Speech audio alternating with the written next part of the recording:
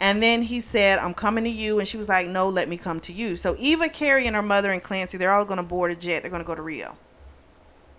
And the girls, Shauna and Megumi, they're going to go back to New York because they got to work the next day. So, of course, as soon as he sees her, when he lands, he kisses her passionately, and then he takes her away. Gideon was like, they've had us for 2 days. I'm done. You're mine. Like, we ain't doing this shit no more. So they go to one of his hotels, and they have a nice hard fuck. And her mother was kind of concerned about the news coverage of them a little more than usual, which is, like, to me, totally suspicious. So they get back to New York, and Gideon goes on a talk show. This is the next, or a couple days later or whatever.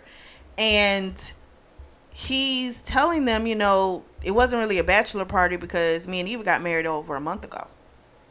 And then he talks about Corinne in the book, as well as her husband, and that there's a ghostwriter behind the book that doesn't like him. And so Eva's mother, she had come over to go over some things with Eva, and she all of a sudden has this massive headache because she's like, why is he doing this? Like, why is he putting everything on TV? You know, she's freaking out. And so she's like, I have a headache. She's like, I'm going to go home and lay down. And Eva was like, you can stay here, you know, lay down here. I'll get you some medicine. Her mom was trying to get the hell up out of there. And I was like, well, shit, what is really going on? So Gideon goes to his appointment with Dr. Peterson later that evening. They discuss the interview. Eva had invited Chris over for dinner. Chris comes over. They have a great night. Gideon tells him, you know, we should do this more often. And Gideon decided to have Chris stand with him at the wedding because the truth is he knew that deep, dark secret. And when he was told that secret, he believed him, and he wants to be there for him, you know, like, to the point where he's like, I'm not staying married to that woman. You know, she didn't believe you. Like, that is not acceptable. So that was sweet. I thought that was super sweet. Eva, you know, was thrilled about it because she really likes Chris. And so she was super happy about that decision too. So he had gotten a visit from Deanna. I forgot to go over this earlier that day.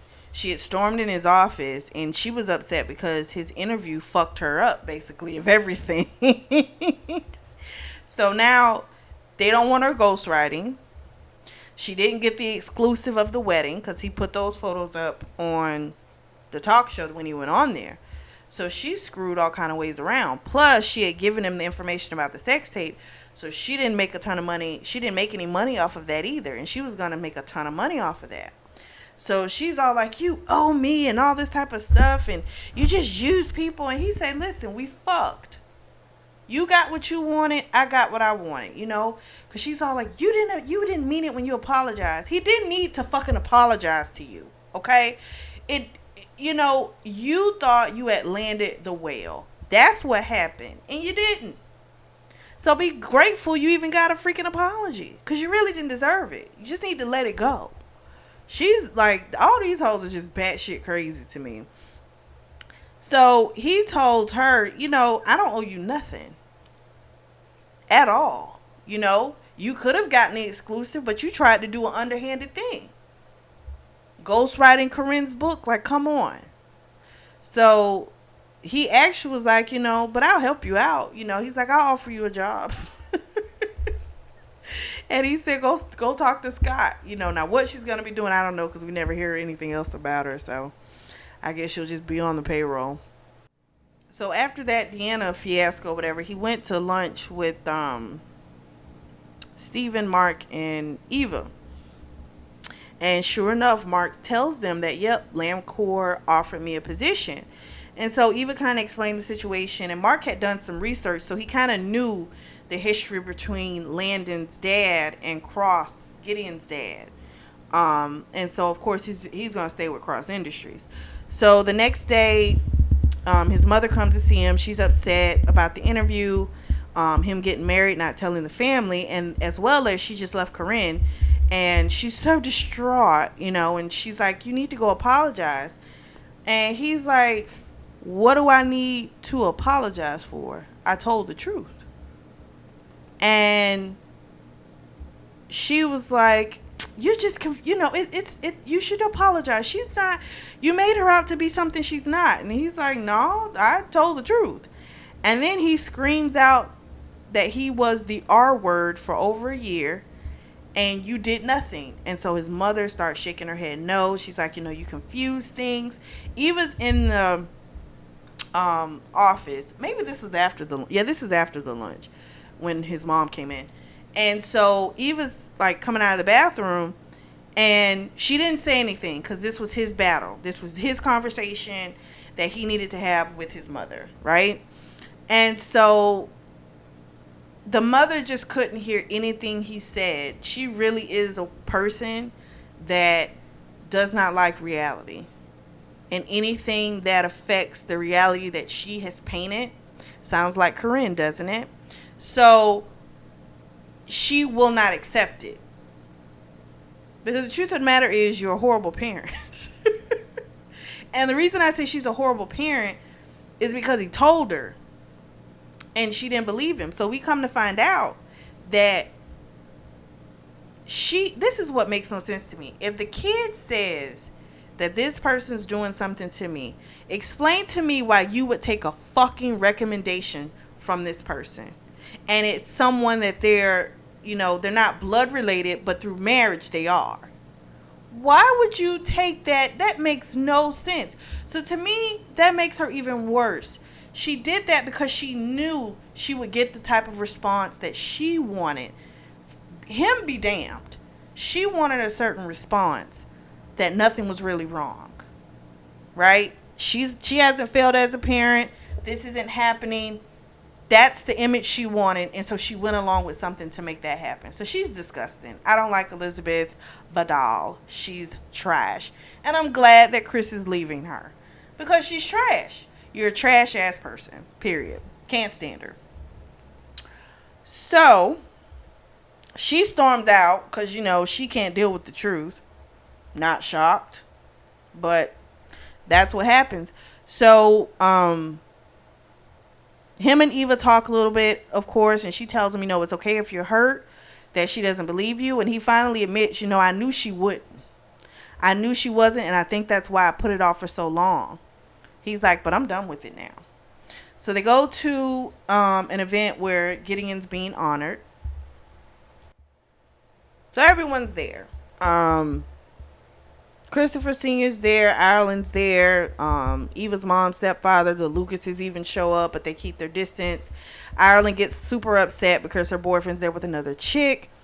The Magdalene woman, she's cool. She has her man. She's good. They were all in the bathroom. She even tried to help Ireland. And she's like, listen, I'll get your car to get you out of here. And Eva's like, nah, let's get even. So Eva has Carrie pretend like him and Ireland are on a date. So they're dancing, having a great time. And the boyfriend and his date, they're like staring at Carrie and Ireland the whole time. But they're not having that great of a time. So it worked. So Gideon and Eva, Richard and Monica, they all leave. They get outside. They hear what sounds like a gunshot. And then all Eva knows is she feels someone heavy on her. She can barely breathe. And then everything goes black. So Monica stepped in front of the bullet. She died on sight. Ain't that some dramatic shit? So Gideon doesn't tell Eva right away. Matter of fact, he tells her to take a bath, lay down. He said, it was a backfire from a car. Yeah. And he just gives her a cocktail, relaxes her, and he called Victor, told him what happened, and that he was going to send the PJ to get him so they could be there. So when Eva woke up, she'd have her, her core people. So the next morning, he breaks the news to her. She's pretty much worried about everyone else. She shut down, you could tell, but her focus was on everybody else. So he tried to get the therapist to come that morning as well, but the therapist was like, I can't guarantee I can make it. Plus, you should have told her that night. And he was like, I wasn't going to put her through it. I needed to try and control the situation. But that's what he does. Anything that he feels like will affect Eva, he will try and control it. This ain't new. This is how he operates. So, I don't know what y'all, not Christopher, but what Dr. Peterson was shocked about. You knew he was going to fucking do it because he doesn't. He can't stand for her to suffer. And this is going to be a doozy. So then Christopher Sr. comes over. He helps Gideon Actually, what also happened is Angus, I think it was either Angus or Raoul, one of them, they got the notes of Hugh from Anne. She had them stashed away somewhere, and in her house, they found them. And the notes, what they say about Gideon are like lies. Because, of course, you're not trying to leave a paper trail that you're abusing a child. You know what I mean? So the notes show where Hugh was telling Christopher Jr., how much Gideon hated him, and that the reason his parents wanted them to speak to him was because Gideon wanted to kill him, and has since the day he was born. Now it all makes sense why Christopher feels the way he does, because for like however long he was going to this therapist, and I think it was over a year, he was being fed this information. So I was like, wow, what a horrible person. Detectives come over, and it's actually the Graves, Detective Graves from the first one. Well, hell, it is a homicide. So she's involved in this case. So she comes over, and they find out it was a photographer who shot Monica. And it was the same person that had been at the beach house in Westport that Angus had like chased off the property. So apparently this guy was living out of his car. He had all kinds of pics of Gideon and Eva, different places. Some pics even preceded her coming to New York. So they weren't all of just Eva, they were of Gideon as well. So the guy was obsessed with Gideon. So his name was Roland Tyler Hall. I had to remember that because that was a little doozy.